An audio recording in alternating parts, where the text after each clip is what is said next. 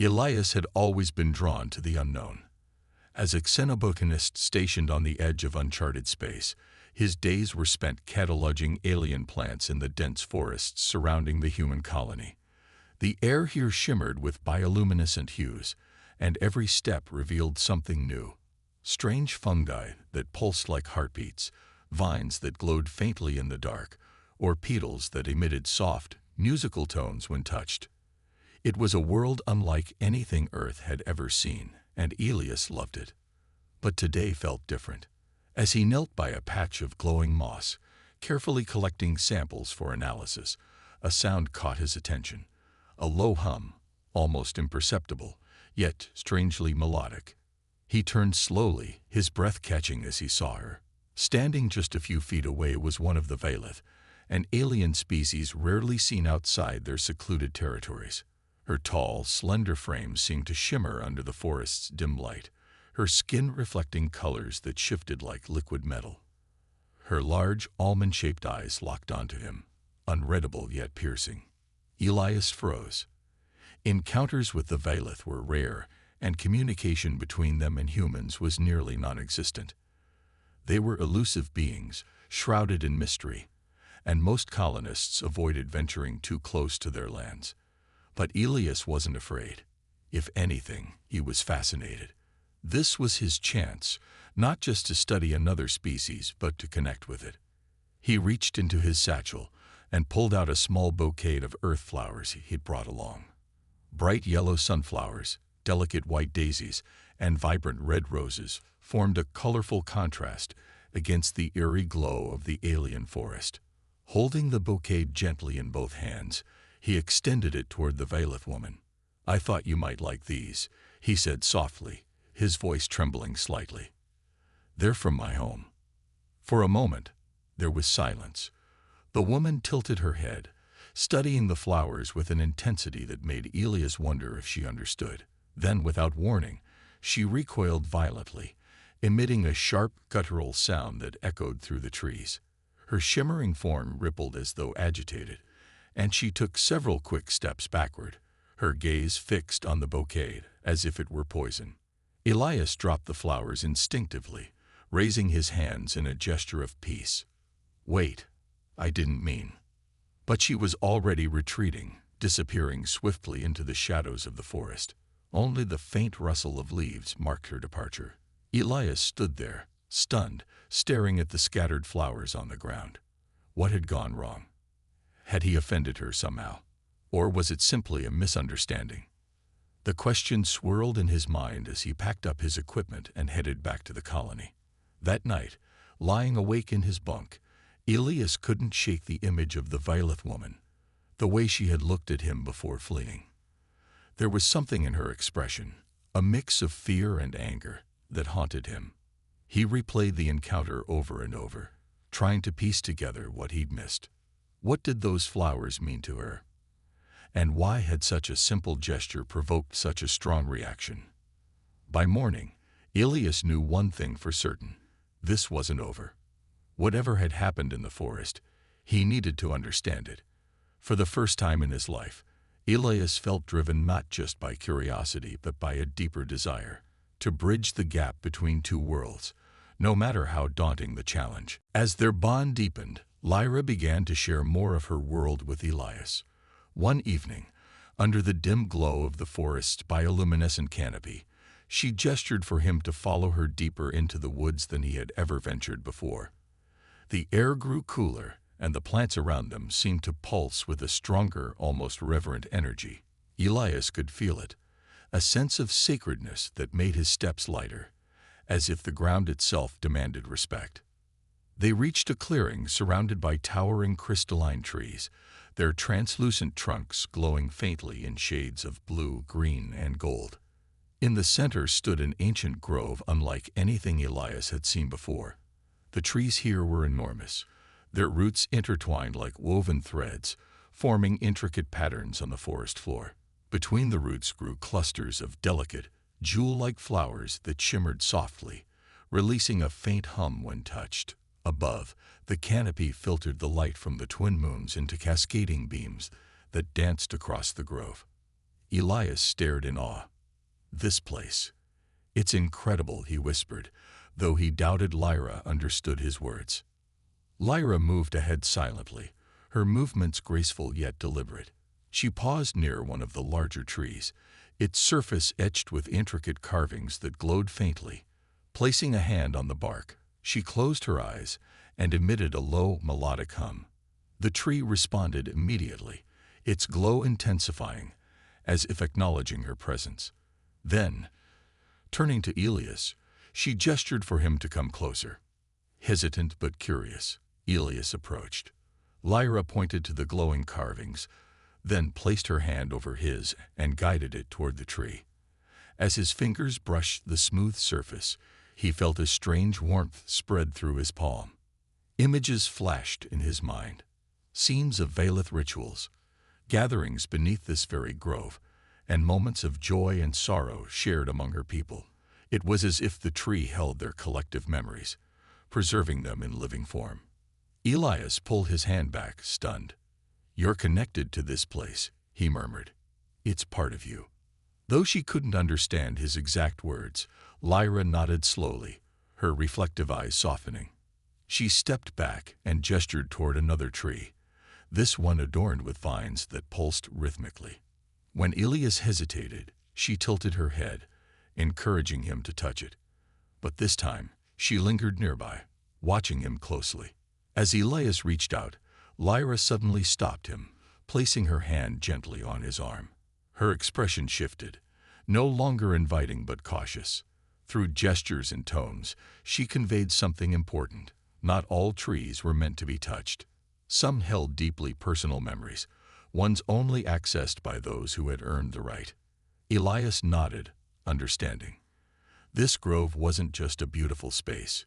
It was a sanctuary, a repository of history and emotion. For the Vailith, it was sacred, a place where their identity as a species was preserved and honored. And now, Lyra was sharing it with him, an act of trust he didn't take lightly. Over the next few visits, Elias observed the rituals performed within the grove. He watched as groups of Vailith gathered to hum harmonies together, their voices blending seamlessly with the natural sounds of the forest. At times, individuals would press their hands against the glowing vines, closing their eyes as if communing with the past. Each gesture, each tone, carried meaning far beyond what Elias could fully comprehend. One day, while exploring the edge of the grove alone, Elias noticed Lyra standing near a particularly radiant tree.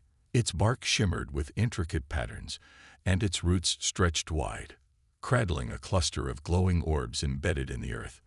Lyra hesitated before touching one of the orbs, her hand hovering uncertainly above it. When she finally made contact, a wave of color erupted from the orb, bathing her in light. Her body tensed, and for a brief moment, Elias saw vulnerability in her otherwise composed demeanor.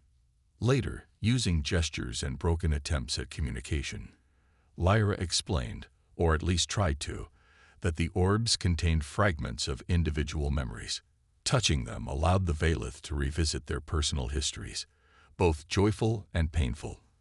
For her to share even this much with him was unprecedented. Elias realized then that Lyra wasn't just showing him her world.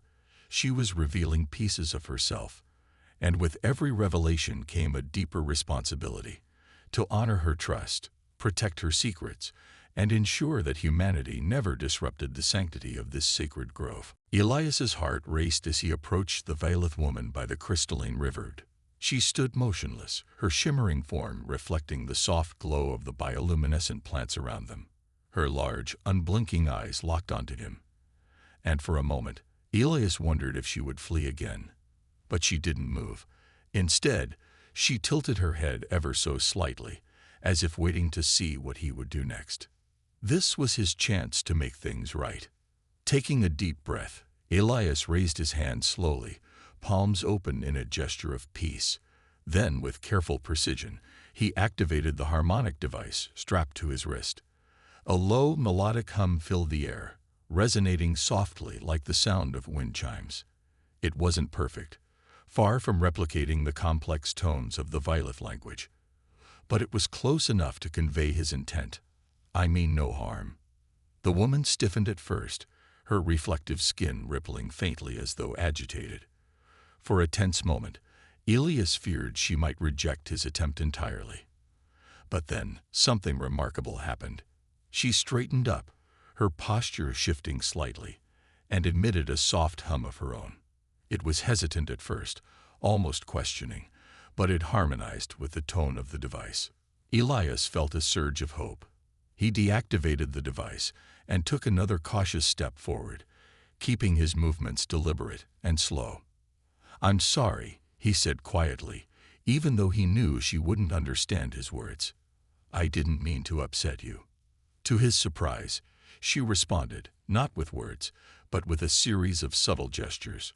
One hand moved in a smooth arc above her head, while the other rested against her chest.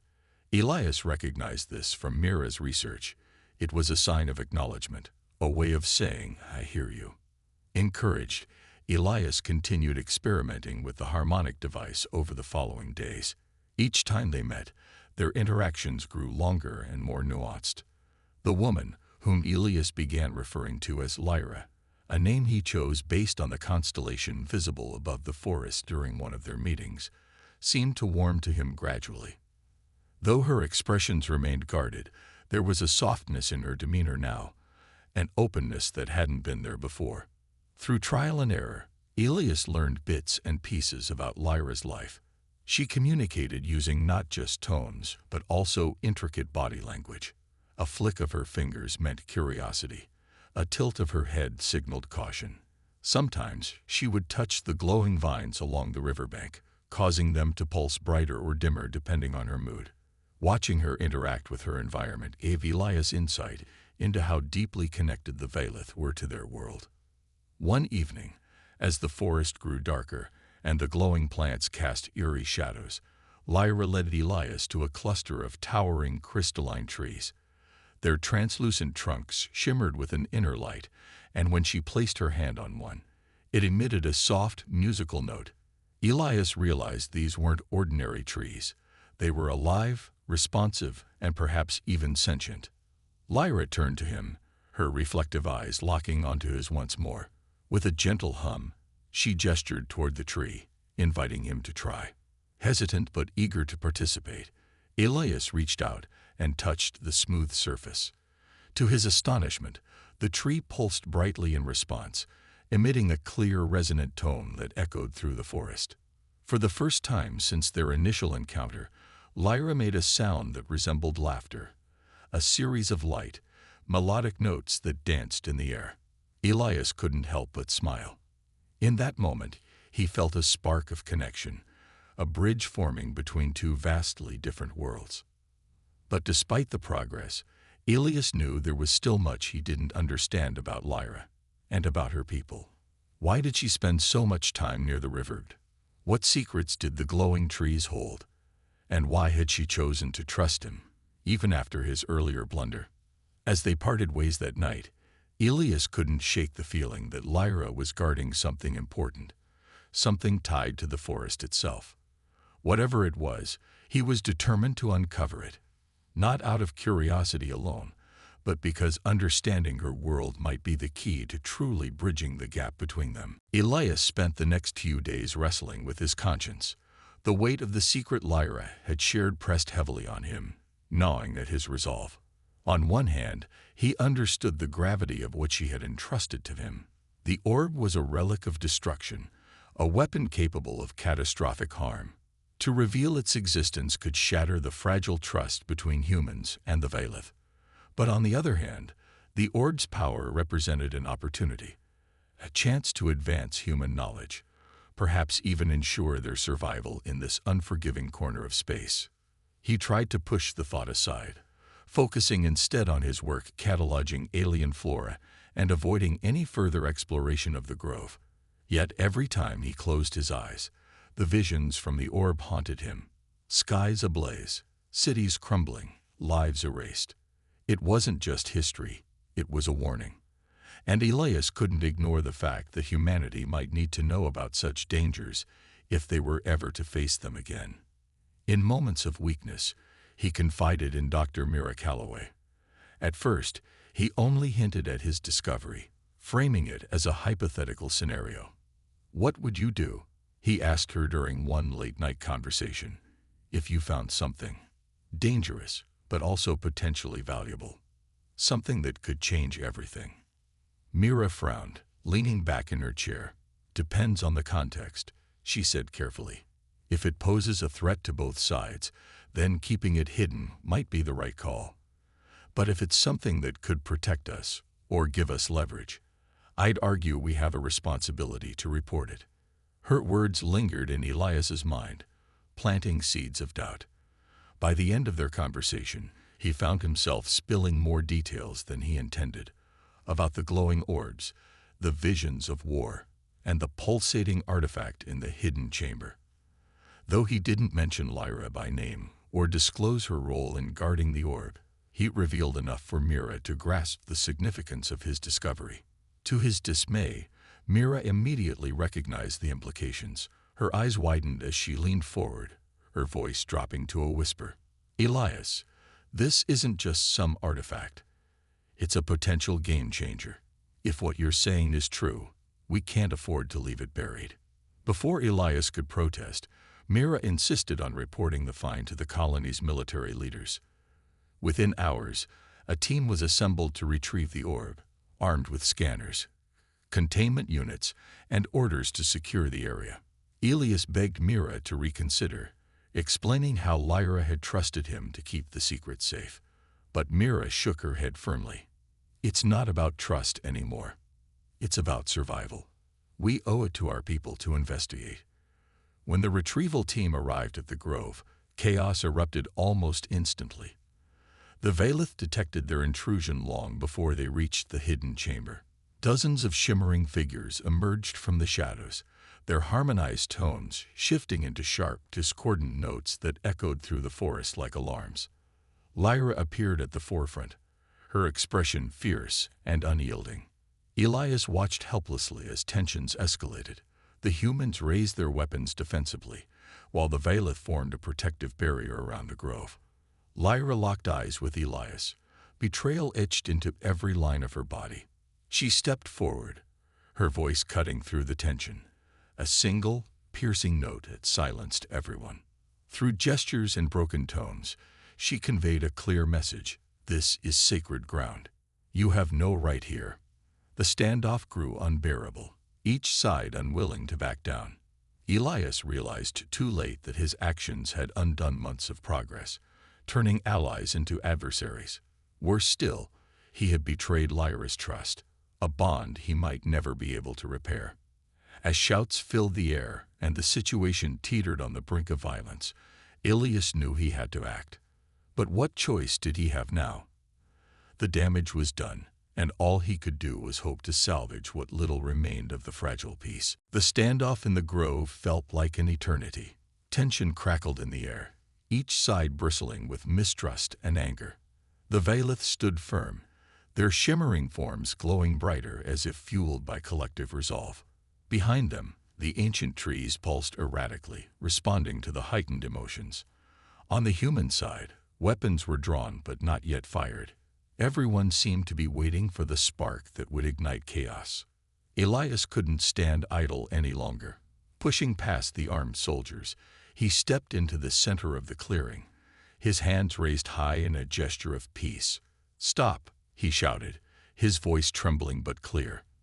"This isn't how it has to end." For a moment, no one moved. Then Lyra stepped forward, her reflective eyes locking onto him, filled with a mixture of hurt and fury. Her tone was sharp when she spoke, a single resonant note that carried both accusation and disbelief. She gestured toward the humans, then back at herself, making it painfully clear what she thought of this betrayal. "I know I messed up," Elias admitted, speaking directly to her despite knowing she wouldn't fully understand. "I betrayed your trust, and I'm sorry. But please, let me fix this." He turned to face the human team next, addressing their leader, Commander Hayes. "Sir, we can't do this. This place is sacred to the Valith. It's part of who they are.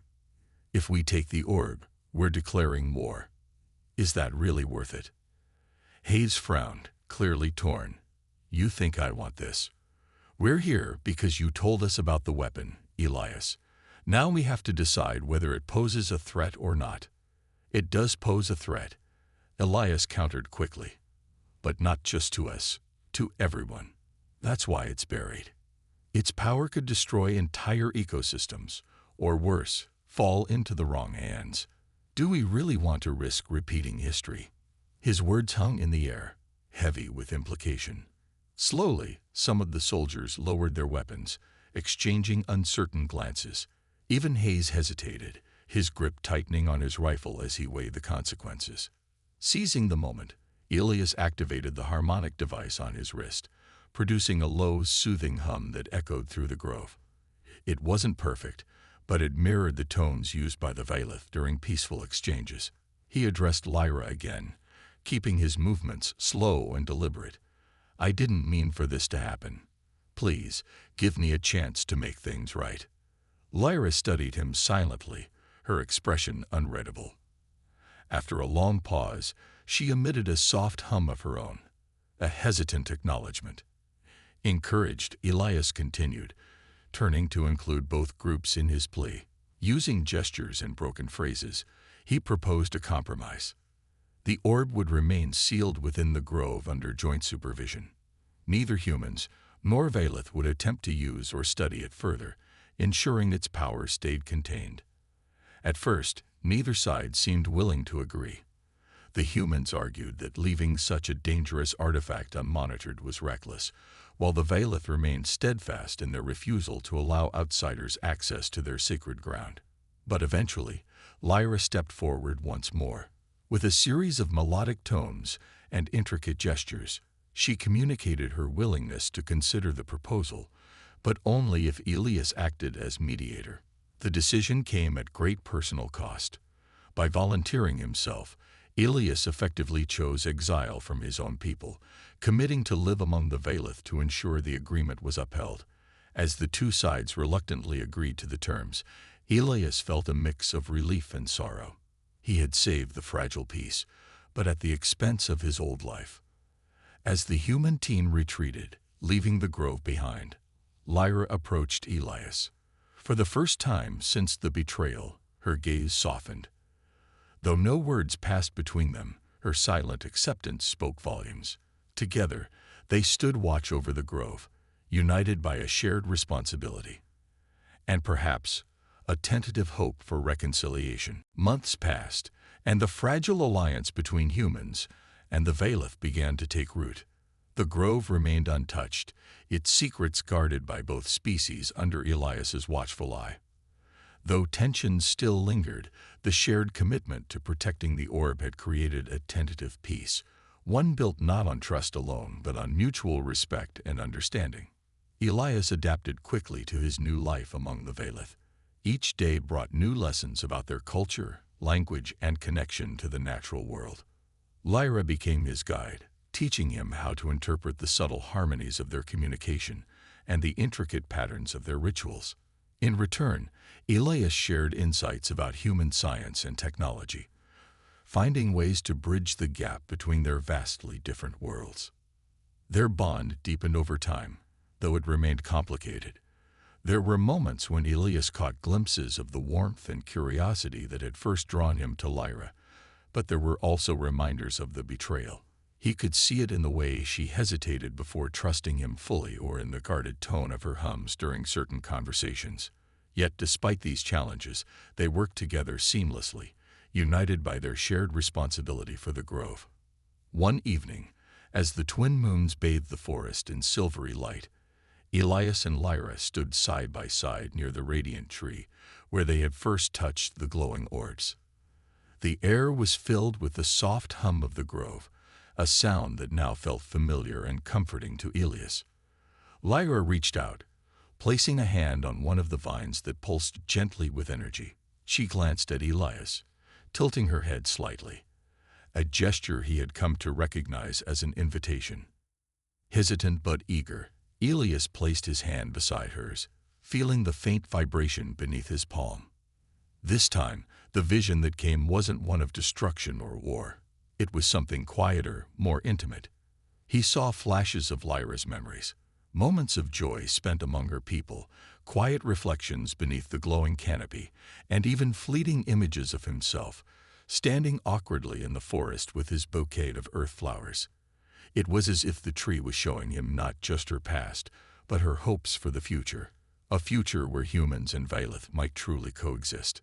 When the vision faded, Elias looked at Lyra, his throat tight with emotion. "Thank you," he said softly, knowing she wouldn't understand the words but hoping his tone conveyed gratitude. For the first time since their rocky beginning, he felt a sense of belonging, not just to the grove, but to this strange, beautiful world. In the weeks that followed, small gestures began to mend the rift between them. One morning, Elias found a cluster of bioluminescent flowers placed carefully outside his makeshift shelter, a gift from Lyra. Though alien in appearance, they carried the same sentiment as the bouquet he once offered her. Smiling, he responded by crafting a simple harmonic melody using the device he'd built, playing it for her during their next meeting.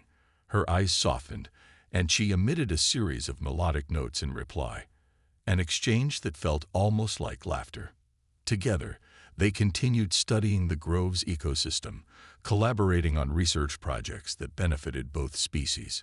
Elias marveled at the symbiotic relationships between the glowing plants and the creatures that inhabited the forest, while Lyra introduced him to rituals that honored the balance of life within the grove.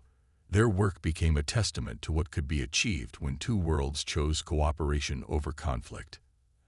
As the seasons changed, so did the colony's relationship with the Vailith. Trade agreements were established, cultural exchanges became more frequent, and joint efforts to preserve the planet's unique environment flourished. The grove, once a symbol of division, now stood as a monument to unity, a reminder of the sacrifices made to protect it. On a quiet evening, Elias and Lyra watched as the grove bloomed under a dual sunset, its colors shifting in harmony with the fading light. For the first time, Elias truly understood what it meant to bridge two worlds. It wasn't about grand gestures or perfect understanding. It was about patience, empathy, and the willingness to listen. And as he stood beside Lyra, surrounded by the pulsing glow of the sacred trees, Elias knew that this was only the beginning. One evening, driven by curiosity and a growing sense of responsibility, Elias decided to explore the grove alone. Lyra had been absent for several days, likely occupied with duties elsewhere, leaving him time to reflect on everything she'd shown him. The grove felt different without her presence, quieter, yet heavier with mystery. As he wandered among the glowing trees, his mind replayed the rituals he'd witnessed, the hums that resonated through the air, and the way the Vailith connected so deeply with their surroundings. But it was the orbs embedded in the earth near the radiant tree that intrigued him most. They pulsed faintly, as if alive, and Elias couldn't shake the memory of Lyra hesitating before touching one. What secrets did they hold, and why had she chosen to share that moment with him? Drawn by an urge he couldn't explain, Elias approached the cluster of orbs. Kneeling beside them, he studied their intricate designs, swirling patterns etched into their surfaces, glowing softly in hues of violet, silver, and gold. He reached out tentatively, his fingers hovering just above one orb. It responded almost immediately, its glow intensifying as though aware of his proximity. Before he could pull back, the orb emitted a low hum, vibrating gently beneath his touch. Images flooded his mind. Visions of battles fought long ago, skies filled with fire, and landscapes devastated by war. He saw the Vailith fleeing, their once thriving cities reduced to ruins. Then came flashes of something else, a strange, pulsating weapon capable of unleashing destruction on a scale unimaginable. The visions ended abruptly, leaving Elias gasping for breath. What was that?" he whispered, staring at the orb in shock. Before he could process what he'd seen, a sharp sound behind him made him whirl around. Lyra stood there, her shimmering form rigid with alarm. Her eyes widened as she took in the scene. The glowing orb, Elias's trembling hands, and the lingering aura of energy in the air. For a moment, neither of them moved. Then Lyra stepped forward, her movements urgent. She knelt beside the orb and placed both hands over it, muttering a series of harmonic tones. The light dimmed, and the vibrations ceased. Turning to Elias, her expression was unreadable, but her body language conveyed urgency. Using gestures and fragmented sounds, she tried to communicate. "This is forbidden. You were not meant to see this." Elias nodded quickly, guilt washing over him. "I'm sorry," he said, knowing she wouldn't understand the words but hoping his tone conveyed sincerity. "I didn't mean to intrude." Lyra straightened, her reflective skin rippling faintly as though agitated. With a gesture, she beckoned him to follow her deeper into the grove. They walked in silence until they reached a secluded chamber hidden among the roots of an ancient tree. Inside, more artifacts lay scattered, fragments of technology fused with organic material, remnants of a forgotten era. Lyra pointed to a large, pulsating orb suspended in the center of the chamber. Its surface was cracked, leaking faint traces of energy that dissipated into the air. Through broken communication, she explained, or at least attempted to, that this was the source of the destruction Elias had glimpsed in the vision.